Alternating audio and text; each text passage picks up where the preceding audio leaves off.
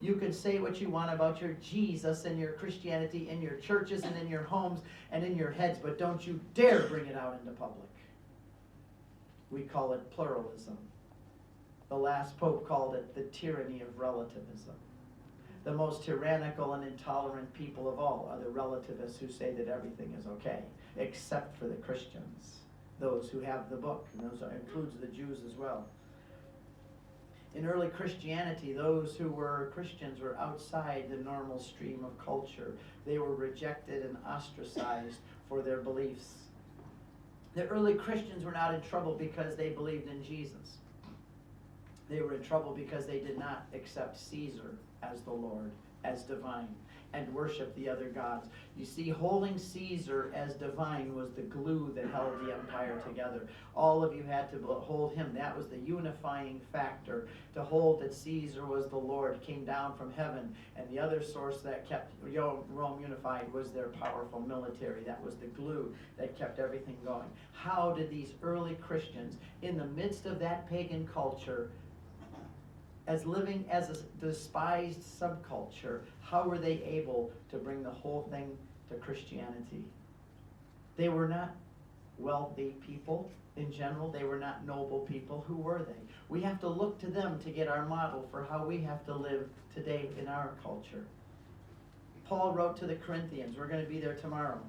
Consider your call, brethren. Not many of you were wise according to worldly standards, and not many of you were powerful. Not many of you were of noble birth. We're talking about how there was three sections of a timeline. The first being paganism of ancient Rome and Greece. How after Jesus, the Christians turned the world upside down for Jesus Christ in three short centuries. And then we had 17 years of a very blessed Christian culture. It had its problems, but it was a Christian culture. And now we're falling back into paganism. So these Christians who were in the first centuries who did this, how did they do it? They were not powerful. Paul says, you were not wise according to the flesh. You were not rich. Not many of you are powerful or of noble birth, but God chose what is foolish in the world to shame the wise, and he chose what is weak in the world to shame the strong. In other words, he started out with simple people, just like in Galilee. Remember, he didn't go to Jerusalem and pick out the smartest and the wisest or the richest of the Pharisees and those that were trained as doctors of the law and to the rabbis. Who did he pick? He picked a bunch of smelly fishermen who smelled more like fish than books, and he picked them to start his church. And then when people began to be converted, it wasn't the noble people and the rich that went out and were able the money and the influence to make Christianity legal. It was the simple people like us. It was the simple, working, everyday people like us that God chose to make his church and to turn the world upside down for Christ. They had no churches. They couldn't build a church in the first 3 centuries. It would get confiscated. It would get torn down. You never built churches. The first churches were built in the beginning of the 4th century. The most that you would have is you would meet together in families or homes. Somebody who was a little more wealthy would say, look, I have a big villa. Why don't you all sneak to my house on Sunday morning, but don't all come at the same time. Some of you start coming at 9 o'clock. A few come from different directions, and then a few come later. And then when we all get together, we'll celebrate the liturgy. We'll have Mass together. But it was homes that people did. They didn't have churches. They couldn't do door-to-door evangelism. They couldn't go out and preach on the street. Paul did that, and what happened to him? He got whipped, he got beaten, he got all kinds of put in prison 3 times. How could you didn't have the freedom to go out and speak like this. You couldn't have an open-air crusade like Billy Graham does with the Protestant world, or like the Pope does with World Youth Day. Just think that you couldn't do that back then. You couldn't go picket the emperor's palace if you didn't like his policies or his governing principles. In fact, how did John the Baptist get killed? Did he get killed for telling the world about Jesus? No. John the Baptist got killed for criticizing the king on a sexual matter. How did Thomas More get his head cut off? Because he was preaching Jesus Christ on the street? No, because he was criticizing the king. How are Americans going to be penalized and punished in the years to come? For preaching about Jesus or going to church? No, for criticizing the powers that be on moral issues. That's going to become the suffering point for American Catholics in the next decades ahead. We're going to suffer the fate of John the Baptist and Thomas More, St. Thomas More, because we're going to speak out and we're not going to give in. Thomas More would not give in, even when he had the rope around his neck, and he still said, I am the king's good servant, but I am God's servant first. The Mass had to be celebrated in private during those days. The Christians were accused of cannibalism. Why? This was a widespread claim that the Christians were being martyred and executed because they were cannibals. Why? What do you do at the Mass?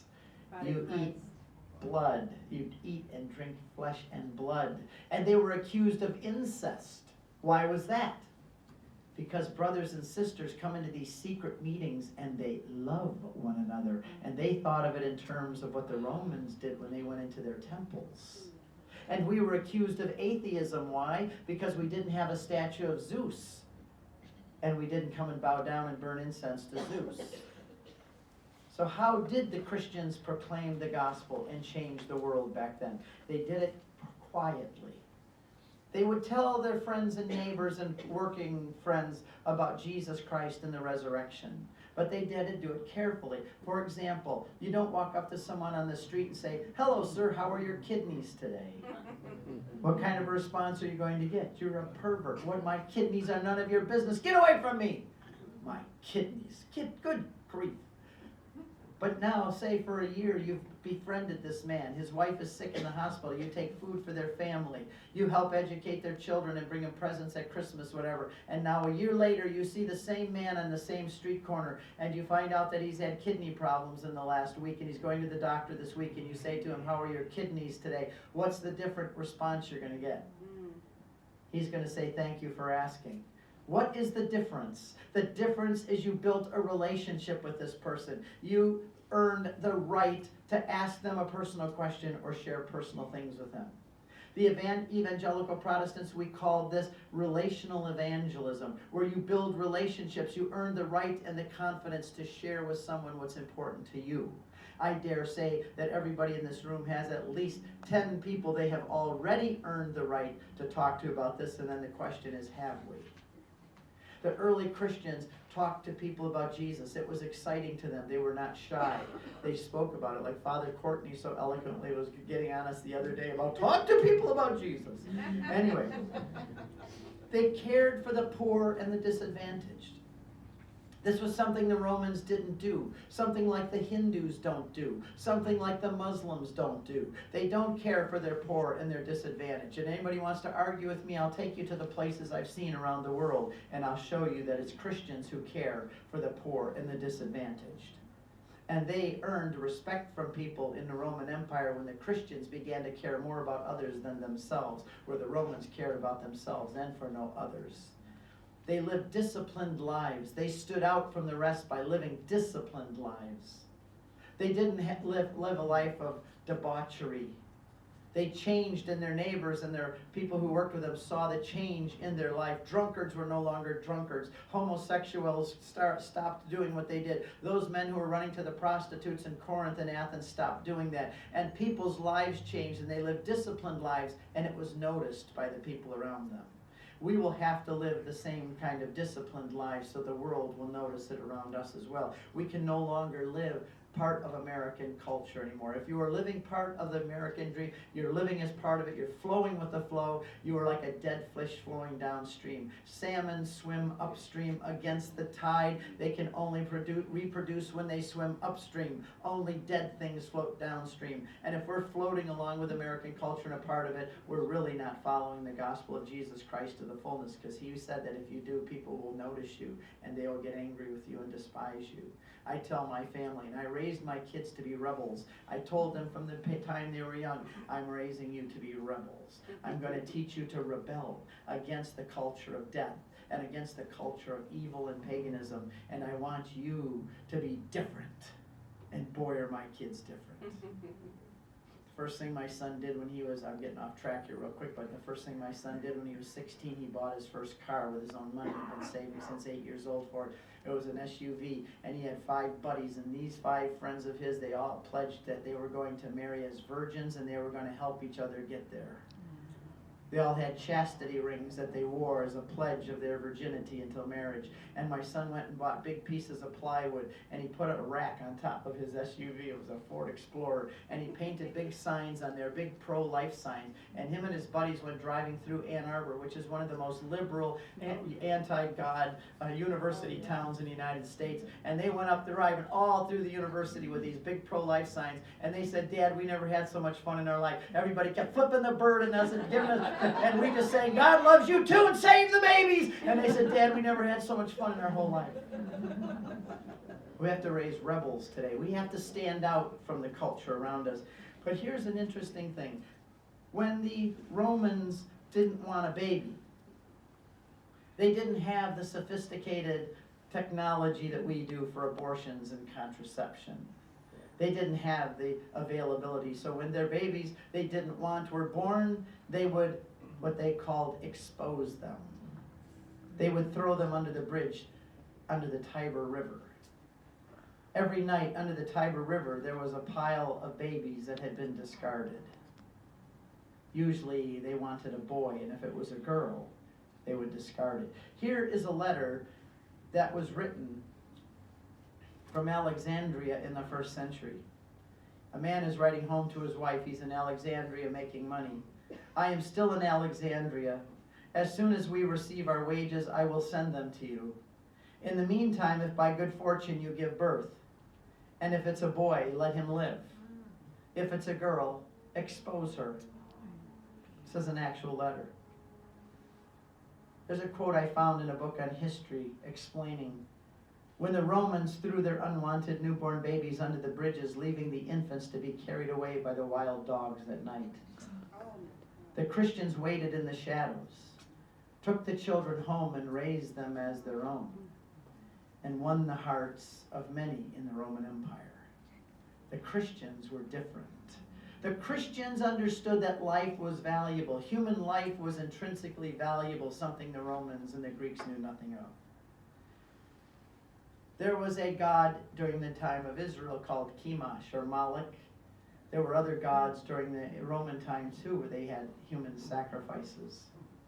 Because when you come to the deity to ask the deity for their best, you don't come empty-handed. And imagine you come to the god and you say, all the people together, we want a good harvest this year. We want rains. It didn't rain much last year, so we're bringing our sacrifice early this year. And what sacrifice do they bring? Well, the lucky family that gets chosen by the priests. The pagan priests choose maybe 1, 2, or 3 families to give their firstborn babies as the sacrifice. You would be honored to be the one chosen to do this for the whole community. You would be honored by the rest of them that you were willing to give your firstborn son or daughter up to the gods so that all of us could have a better harvest. And so imagine that you come on the day of the feast and you bring your babies and the music is starting to play. These are very seductive, sexually oriented kind of rituals, and the dancing is beginning, and the pipes are playing, and the drums are going, and Moloch, the god Moloch, this was one of them in Moab, it's a big pot-belly stove god. There's a big hole in his belly where you throw in the wood and you get it burning so hot that the whole cast iron god is red hot, and there's eyes that are open and the smoke belches out of the eyes, and you can imagine how grotesque this is. And you, in the middle of the playing of the pipes and the drums, the priest brings the family up, and the priest lays the baby in the hands that have now been already red hot. So when the baby lands there, like a steak hits a grill, and then they give the baby a push, and he rolls down the arms of Moloch into his belly, but you don't hear the baby scream because the pipes and the drums and the orgiastic singing and dancing that's going on there in this orgy drowns out the sound of the baby. And then you step back and everybody says, oh God, Moloch, now that we've given you our best, give us prosperity and give us peace and give us a good harvest this year. Isn't it disgusting? Yeah. And yet in America, do you realize that many Americans, our whole country in fact, is already again going back into pagan times, and we again worship the god Moloch in America. The only thing is we've changed his name. His name is no longer Moloch, it is now abortion. Where we are willing to give up our sons and daughters for our own personal peace and affluence. How long will God tolerate a country that continues to practice those things? Christians condemned, uncategorically condemned, all through centuries until just recently in the last 100 years. All Christians condemned contraception, abortion, divorce and remarriage, homosexuality, and all forms of immorality. It was never even a matter of discussion. They refused to burn incense to the gods. That was one of the things you had to do. And because they lived this different life, and because they stood out from the rest, they were martyred. But they shouldn't have been surprised. Jesus said, "You will be my witnesses." And that word witness, what do you think it is in the Greek? Martus. We get the English word martyr from the Greek word martus. You will be my witnesses. The Catechism says some of us will be witnesses with our mouth, like testifying in court, and others will be witnesses with our blood. I love to talk to seminarians, and when I do, I tell the seminarians. I spoke to 250 of them together in the Philippines once, and another even larger group in India. And I said to them, to be a priest, you must be courageous. Don't come into the seminary because you come from a poor family and you're coming here to make a living. This is a career. It's not a career. It's a love affair with the church, first of all. Never think of the priesthood as a career. But I said, second of all, you have to be courageous, because when the bishop puts the oil on your forehead and ordains you a priest, he also paints a bullseye on your chest. It's not going to be easy to be a priest anywhere in the world in the next 50 to 100 years. You guys, your collar acts as a bullseye. And I told these young seminarians, you better be courageous. You better be brave, and if you're not, then get out of here now. But we want courageous young men to serve us as priests, and they all stood up as one and applauded. We will. The first 30 popes died as martyrs. That was roughly 300 years. How long has America been in existence? Not even 300 years. How many presidents have we had? I know it's in the 30s, right? 40, you're right. Okay, imagine that during that 300 years of American history, every president died as a martyr for being the president. Do you think our current president would have gladly taken that seat knowing that he would be the next? And yet within Christianity, think about it, every pope for the first 300 years died as a martyr. And yet the next one stood up and said, I'll take the chair next and serve Jesus Christ and know that it may be my turn next. Cardinal George of Chicago, and most of you heard at least the first 3 statements that he made. Most have never heard the ending of it. He said, I believe that I will die in my bed. I believe that my successor will die in prison. And I believe his successor will die as a martyr in the streets. And I believe his successor will start over again from the ruins and rebuild civilization as we Catholics always do.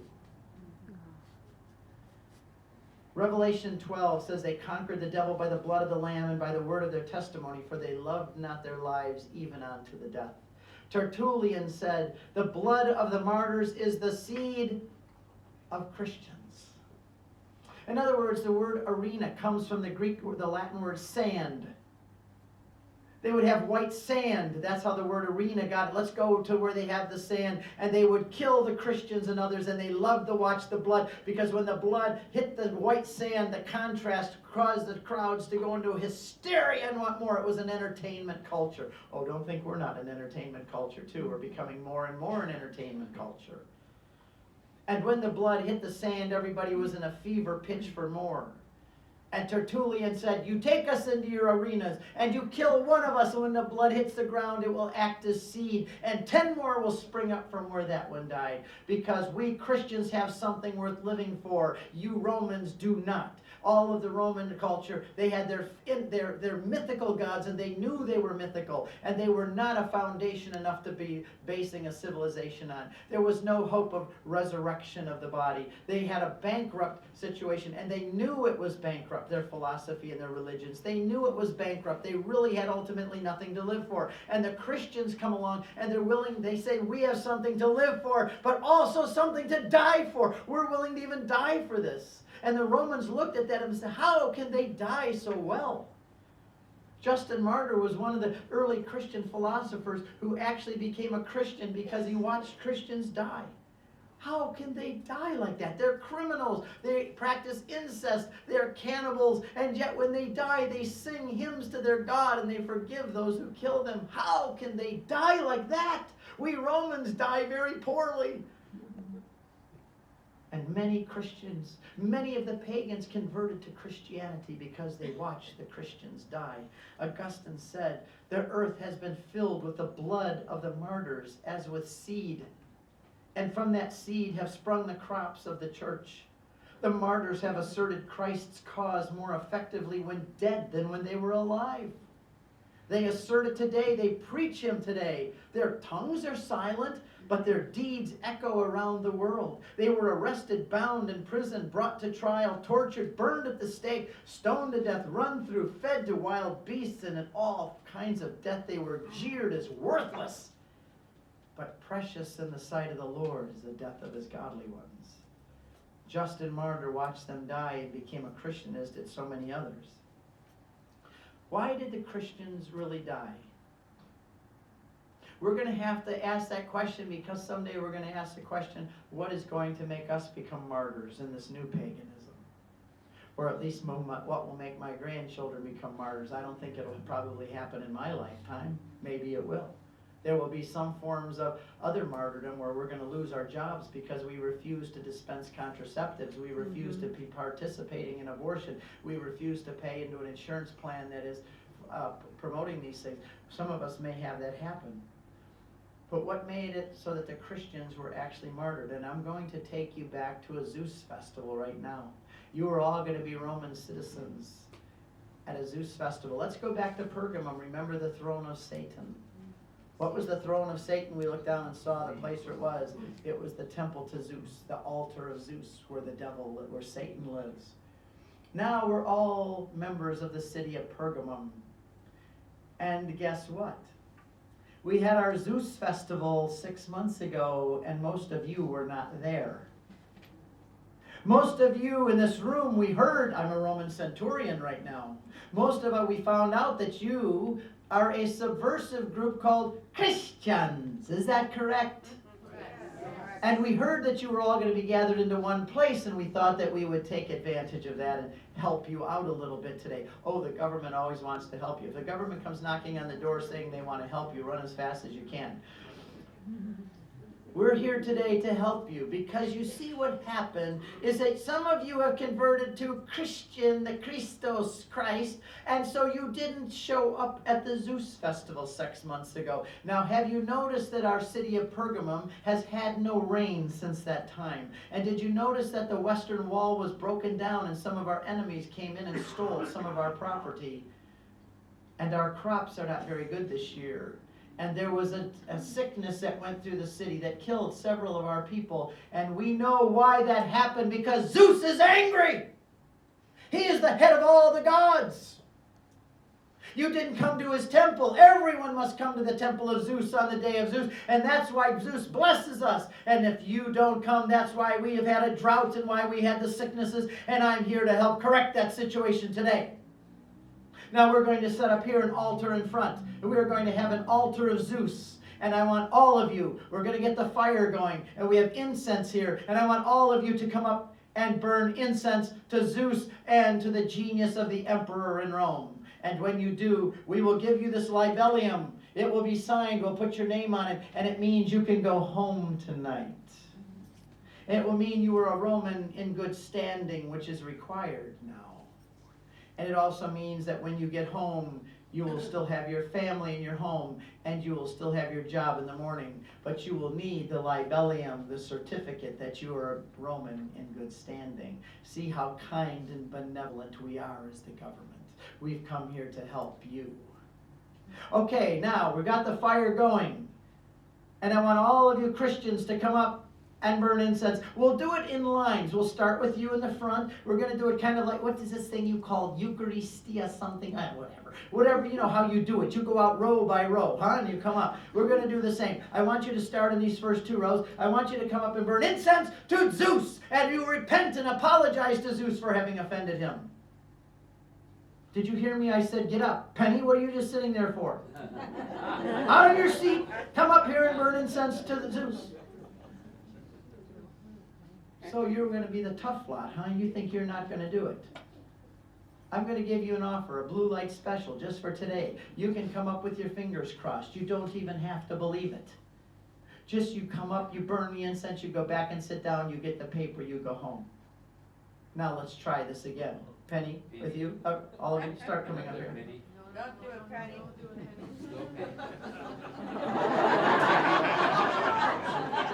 I have a business. I have a family. I have to be responsible. I can't do this. And 1 or 2 people get up and start coming forward. And maybe Father here or Father Courtney over there will say, wait. Don't forget the words of our Lord who said, if you deny me before men, I will deny you before my Father in heaven. And what does it profit a man to gain the whole world and to lose his own soul? And then you go back and sit down. And now I'm the centurion again. And I said, okay, I know how to deal with people like you because we dealt with you last week in Philippi. We'll take care of this. Brutus! And in walks Brutus, the 300-pound executioner with tattoos all over his body and a ring in his nose, breath like a boar. And he's carrying under one arm the chopping block that he carries with him everywhere that's covered with layers of blood from past executions. He sets it down here. He pulls his sword out of its 4-foot sword, and he stands over there and goes, and now, as the centurion, I say, now you, with all my great benevolence, I am giving you a choice. You either come up and burn incense to Caesar, and burn incense to apologize to Zeus, or you come up and you meet Brutus. You have 5 minutes to get in one of these 2 lines. You will not leave this room until you do. Now ask yourself a very personal question. We will not ask for a show of hands. Ask yourself, if this was you today, which line would you get into? This is what the Christians faced in the first centuries. This is why you and I are sitting here today, because they paid the price. They were the hinge figures. Had they not done this, were they not the seed of the church, probably it would have died out. You would not have been here today. But the early Christians became the target. They became the ones that we, today, the seed. That's why we're here today. There's a story of the 12th Legion of Rome. It's a true story, 312 AD, before Christianity was legalized during one of the severe persecutions. Emperor Licinius had just sent a group of men, soldiers, the 12th Legions, that was nicknamed, it was called Armed with Lightning. And they were sent to Armenia to bring Armenia under the control of the Roman Empire. But they found out that some of the soldiers had converted to Christianity, so they sent out a decree, and it was read to the soldiers in Armenia. If there be any soldiers among you who cling to the faith of the Christian, they must die. And the prefect came out and called the soldiers and said, are any among you Christians? 40 men stood up and came forward and saluted. The prefect was shocked that it was 40 of his best men. He demanded that they deny Christ. They refused. He told them to strip off their uniforms and cast them into the snow, and to cast their sword into the snow, and to walk naked out onto the lake of ice at night. All 40 men had their uniforms ripped from them and their swords, and they were sent out onto the lake of ice. There were fires. This is a true story. There were fires built along the shoreline and tubs of warm water under the fires with the promise that if you deny your Christ, you can come back. One man, I'll get ahead of myself, as they marched out on the lake of ice, you could hear the chant of the soldiers. 40 soldiers fighting for thee, O Christ, to win for thee the victory and the victor's crown. They chanted it as they walked naked out onto the ice. One man collapsed. He came back to the fires. He crawled into the warm water, and the contrast between heat and cold killed him instantly. But there was a soldier watching the others. And as he observed their courage and commitment to this Christ of theirs, he saw a miraculous light hovering over the soldiers on the ice, and he threw his uniform aside and his sword, and he announced to the other guards, "I too am a Christian," and he walked out onto the ice. While he was still making this decision, the chant came from the distance in the darkness, 39 soldiers for thee, O Christ, to win for thee the victory and the victor's crown. When that new soldier joined them, the chant changed back to 40 soldiers for thee, O Christ, to win for thee the victory and the victor's crown. And they froze at night, and in the morning there was a pile of 40 frozen bodies. They burned them and scattered their ashes across the ice. What a waste. What a waste of 40 lives. Many of them may have had families back home. They may have had other careers they could have gone into. They could have prolonged their life another 20, 30, 40 years. What a waste to give your life like this. Is it a waste? If we called those 40 soldiers from the back, from that now, from heaven, and had them line up here and say, was it a waste of time, what would they say to you? We would do it again in a heartbeat. And let me ask you a question. What is the worth of one human soul? We are made in the image of God for all of eternity. Who knows the value of the human soul better than anybody else? Who knows the value of a human soul better than anyone in this room and better than even Pope Francis himself? Who knows that value? The devil himself knows the value of a human soul. He hates God with every ounce of his being. He can't hurt God because he's a creature and God is the creator. But how can he hurt God? By destroying what God loves. So the devil goes out like a roaring lion, seeking whom he may devour. Those 40 men, not only did they save their own souls for all of eternity, but because of their actions, one more man came to Christ and went out and found his way to God for all of eternity. So what's the value of a human soul? The devil knows more than anybody. It's worth more than we can imagine, because Jesus came down and gave his life for the human, for us. Not only for our souls, but for our bodies. So we have to prepare ourselves for what's coming. We have to prepare ourselves to be different. We have to prepare ourselves to be countercultural, to no longer just fit in with the culture, but to stand out, to say at the water cooler, "I'm sorry, I disagree with this inane discussion you're having."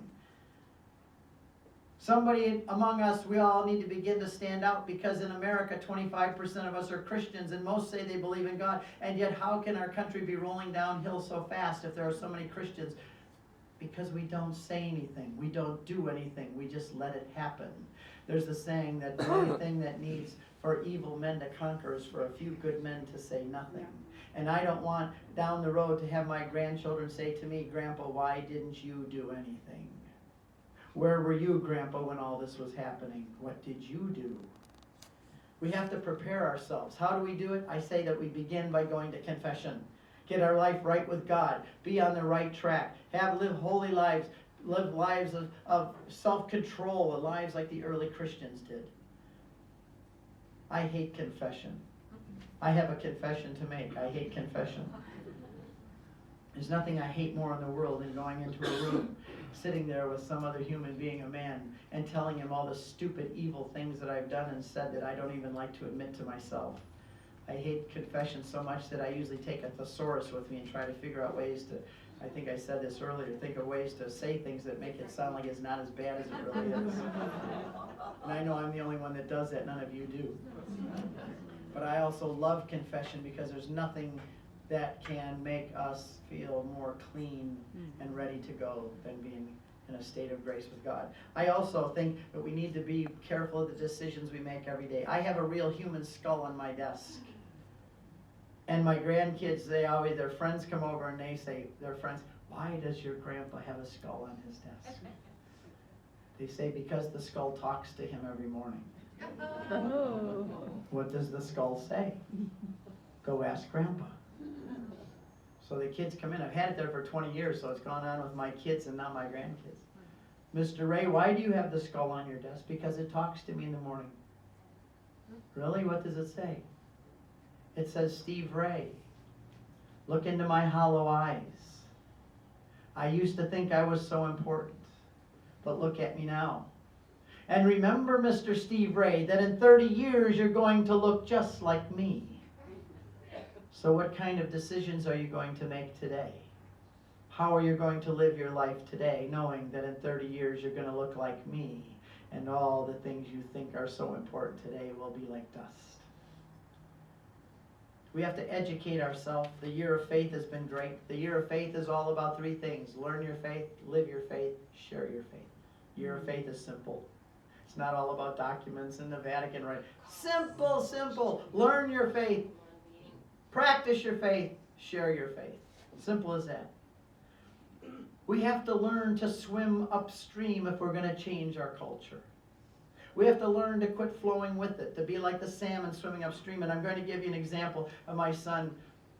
We always used every kind of example we could with our kids when they were growing up, and now I love watching my kids do the same with my grandkids.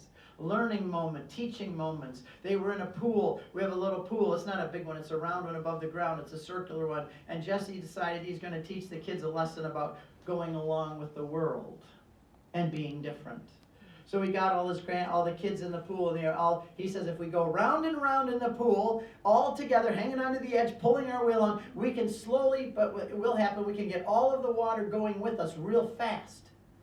And the kid said, no, Dad, it won't happen. He says, let's try. And he did. They got going around and around, and he got the water swirling into a real powerful whirlpool. And he says, now, let's stop for a moment. He said, this current is the world. It's trying to force us to go with it. It's trying to force us to accept what it is. You know, most people catch their worldview and their morals like they catch the measles by being too close to someone else who has it. Intelligent people choose what they're going to believe, choose the way they're going to live their life. They don't catch it like you catch the measles. So my son says, we're not going to let this current influence us. We're going to go the other way. We're going to swim against the stream, and we're going to become like Christians going against the tide. And if we go fast enough, we can actually get this world going back in the right direction again. And the kid said, okay, let's do it, Dad, let's do it. And so now they start swimming against the tide, and it's so strong. Little Sammy's only 4 years old. He can't keep up. He's falling behind. He's getting so tired, huffing and puffing. And he finally said, I can't go anymore. It's too fast. And little Maria says, swim, Sammy, swim. You don't want to go to hell. Swim, Sammy. We got to change the world. And all the kids are swimming, and they got it going the other way. This is the kind of things we have to teach our kids. You swim against the stream. You don't go with the stream. Like I said earlier, only dead things go with the flow. We have to be, as Christians, swimming against the stream, swimming up against it. And that question I've asked often, is there enough evidence if there was a trial that you were all on trial for being Christians? I go home with the theme of this. Is there enough evidence to convict you? Would your neighbors convict you of being a Christian? Would the people that work with know that you are such a strong Christian and Catholic that they would immediately point to you when the executioner comes in? I hope and pray there's enough evidence that I would be one that would be pointed to. We need to teach this to our kids and our grandkids.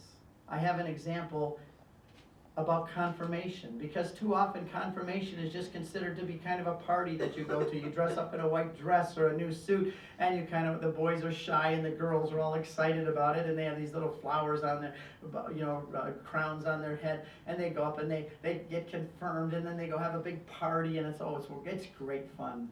But a boy came to me one time and said, Mr. Ray, would you be my confirmation sponsor? And I said, no. I said, I don't have enough time. I'm not home enough. I couldn't do it. But his parents had been anti-Catholic. We had worked with them over 2 years to help them come into the Catholic Church, and they said, we really, really want you to be a sponsor. I said, I will meet with the boy one night, and then my son Jesse will fill in for me. And they said, okay, good. So I had the boy going to come over to my house for one night, and I knew I had to make that meeting memorable. I dressed up like a Roman centurion. I had bought a helmet. I had bought a helmet when we were filming the Apostolic Fathers with Ignatius Press. And it's a big red brush on it. It looks like the real thing. And I put that on. And I had bought a sword for making these movies, for different examples. It's like a 3-foot sword. It's heavy. It's the real deal. You could kill people with a sword. And I had a scabbard, and I sheathed the sword, and I found a red blanket, and I pinned it over one shoulder. I looked just like a Roman centurion. And I hid in the shadows of my front porch and waited for the boy to come.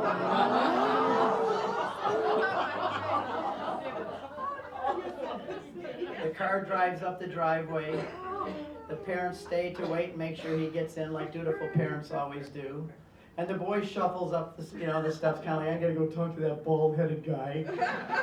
And as soon as he gets on the top of my steps, I jumped out of the shadows, I pulled the sword, I pushed that kid right up against the side of my house, and I said, Matthew, are you ready to die for Jesus Christ right now? If you're not, don't waste my time, I'm a busy man. Confirmation! And I pushed him again. Confirmation is serious business. It means you're ready to die for Jesus Christ if you have to, and if you're not, you don't need to be confirmed, you're not ready yet. And he goes, oh, Mr. Ray, I will. He was just terrified. And his parents in the car, their eyes were like this. Oh, my God, look what we get our kid into.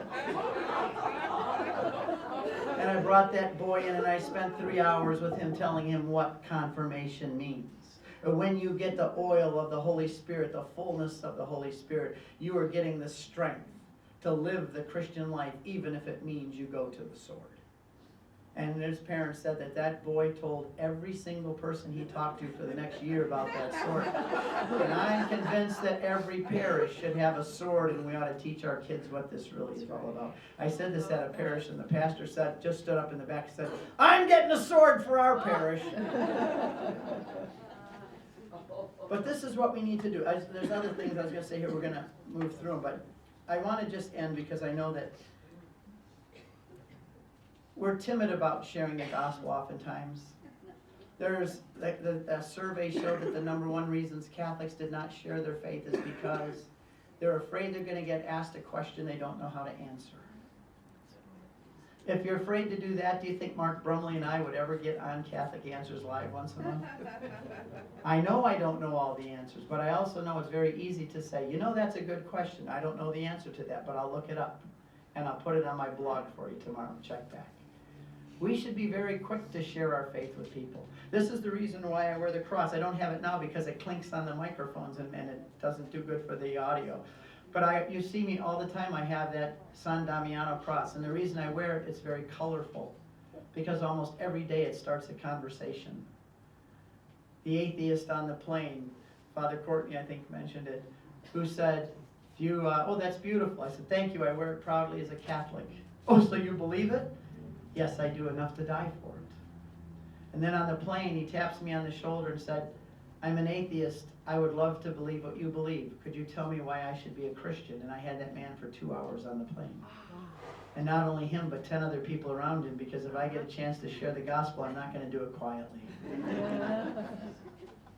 Janet goes to the grocery store. One time this elderly lady came out with her arms full of groceries, and Janet rushed over to help her, and the lady says, oh, young lady, thank you so much for helping me. Janet said, you're welcome. I'm a Catholic. We love to help people. You don't need to be a convert to do that. Janet often says that when we get up in the morning, we have to put our antennas up. Wake them up in the morning, put your antennas up, and say to the Lord, who do you want me to talk to today? Who do you want me to be an example to today? How do you want me to live that's going to influence people today? And you have your antennas up all day just waiting for the opportunities. We have to be propagandists at heart. I had a lady after one of the talks, she wrote me an email 3 days later. She said, Steve, that antenna thing was so cool because I got up the next morning and I said to the Lord, I'm putting my antennas up today. If there's anybody you want me to talk to, you bring them to me. She said, I had 3 opportunities to share Jesus with people and all 3 of them were really interested. Something we need to think about. And I want to close because it's already 6 o'clock and I want you to have some time. But imagine the last day of judgment. I imagine it this way. I'm sitting in the waiting room in heaven and I hear my voice, Steve Ray! And I step out in front of the throne. And God is there and he says, Mr. Steve Ray, let me see if your name is in the book of life. Steve Ray. Stephen Ray, your name is here. Welcome into the joy of the Lord, thou good and faithful servant. And as soon as he said it, the door opens here, and these beautiful creatures come down the stairs. There's smells and music human ears could have never imagined. And they come and they begin to escort me up the stairs, to the door, to up the stairs. At the same time, excuse me, my friend Joe Smith is next in line. And I hear, Joe Smith? And I say to the angels, wait, that's my neighbor. That's the guy I sat next to in the office. I want to see what happened. He's the guy that we had barbecue on 4th of July with. Wait, I want to see what happens with Joe Smith. He's a good guy. Joe Smith comes out. He steps up to the throne room, and God says, Joe Smith. Joe, I'm sorry, Joe, your name is not in the book of life. And Joe looks over at me. Oh, first of all, Joe, when he hears the pronouncement, his name's not in the book of life, a door opens on this side. And these evil creatures come up the stairs and out the door, and they grab Joe with the hooks on their wings. And the sounds and the smells are so horrendous that you can't tolerate them coming from down below. And the angels begin to take him off to his eternity. And he looks over and he sees me going in the other door, and he says, wait a minute! Steve Ray, why are you going in that door and I'm going in this door? And I said, well, Joe, I'm a Christian. I was baptized. I said the creed. I love Jesus, and I tried to be obedient to his commands. And I'm a Christian, Joe. That's why I'm going in this door. Wait a minute. You knew about all this, and you never told me. We worked together 20 years, and you never told me. But Joe, you had your own ideas. You had your own way of thinking about things. I didn't want to be a know-it-all. I was trying to be politically correct and ecumenically sensitive.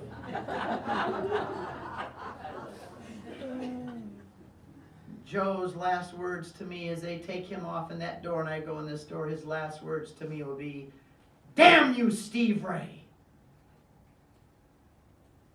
And these things are really going to happen because there will be a judgment day. And we will all stand before God and give an account of our lives and our deeds. We will not be judged on faith alone or how much faith you have. It says we will be judged based on our deeds. It's a scary proposition, and people don't tell us much anymore what it's going to be like on the day of judgment. But my wife Janet and I have pledged our life that no one's going to point the finger at us and say, damn you, Steve Ray, at the end of time, even if I have to make a few enemies, even if I have to make people uncomfortable, even if I have to swim against stream and not live according to the culture the way it expects me to, even if I say to the President and the whole Congress of the United States, I will not pay for abortions. Do what you will, I will not participate. Remember that the persecution that came to John the Baptist and Thomas More did not come. They did not lose their heads because they preached about Jesus Christ. They lost their heads because they took moral stands against the political structures of their day. And that's the kind of persecution I think. If you want to know what I really think is going to happen, homosexuality is going to become one of the biggest problems for us and could be the key for all the problems that we're going to face because the homosexual gay lobby is not happy just being legal. They want to get married. They're not going to be happy just with being able to get married because they want all of you not just to accept it, they want you to celebrate it with them. Anything less than celebration of the homosexual cause will be grounds for persecution against you because you are bigots. And when Supreme Courts of states start saying that a man has the right to marry a man and it's his civil right, and then you refuse to take pictures of the wedding or you refuse to take part in flowers. Did you hear that just a few weeks ago, a small family business, they said, no, we cannot participate in a homosexual union like this and we cannot take part in the pictures. They sued them and the homosexuals won and the family lost everything because they were bigots and they were practicing hate speech and they were intolerant. There will come a time where we're going to be persecuted because we're going to be called haters and intolerant and bigots because we're those Christians and we don't let other people do what they do and love who they want to love and do what they want to do with their own bodies. You and I will become the evil ones. We'll become the ones like in the times of Zeus when I told you about that you're the ones that are causing the problems. We're here to help you get over it. And we may be forced to take classes on toleration, classes on fixing our psychological problems that we have.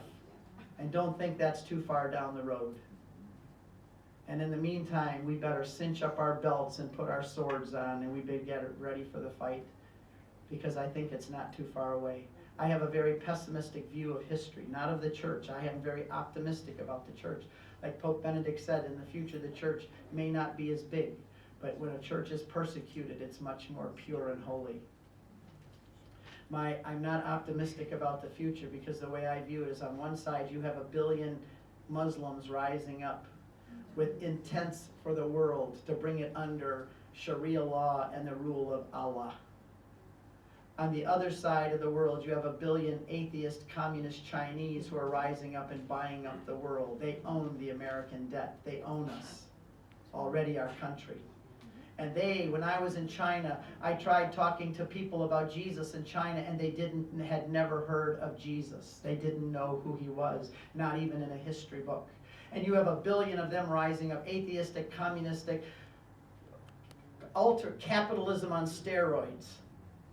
And they have their intents for the world too, don't doubt it for a moment. And right when these two huge new ideas and ideologies are rising up, the America and the West, who are supposed to be defenders of morality and God and human dignity, right when we're the ones that are supposed to have the spine to stand up and push back, we are collapsing, our spine is melting, we're losing our moral courage, we're bankrupt financially, and we're crumbling right when these two other powers are rising up to take over.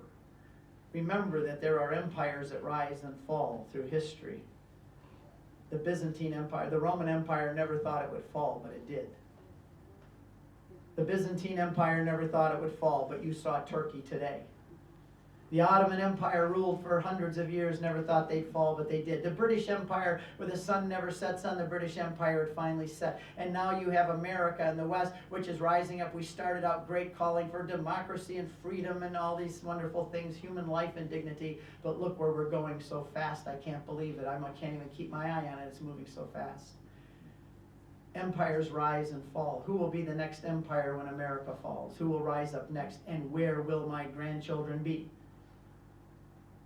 We have to prepare ourselves. We have to be ready for this. Because I think right when we should be the strongest, we're collapsing.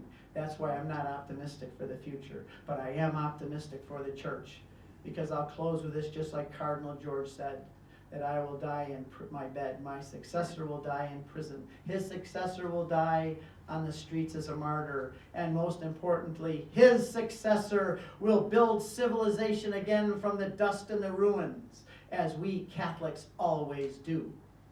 And I want my grandchildren someday to say, thank you, Grandpa, for doing all that you could. Thank you for fighting. Thank you for teaching. Thank you for doing all that you can. And I tell my children I want them to raise my grandchildren to be martyrs. And little Maria Faustina says, Grandpa, why do you want us all to die? I don't want you to die, Maria Faustina Ray. But I want you to know that there are some things much more important in life. I don't want you ever to deny Jesus Christ and his church or the laws that he imposes upon us, because I love my family and I want you all to be in heaven with me for all of eternity. So please, please never deny Jesus Christ, and always be strong and living in the heart of his church. I hate to end this pilgrimage on such a sour note, but I do think it's a prophetic clarion call for us for the future. And you've walked through the pagan cities of the past, and you're going to go home and walk into a new pagan city. How are we going to change our country and our culture the way that early Christians did? God have mercy on us and on our country. And let's close in prayer in the name of the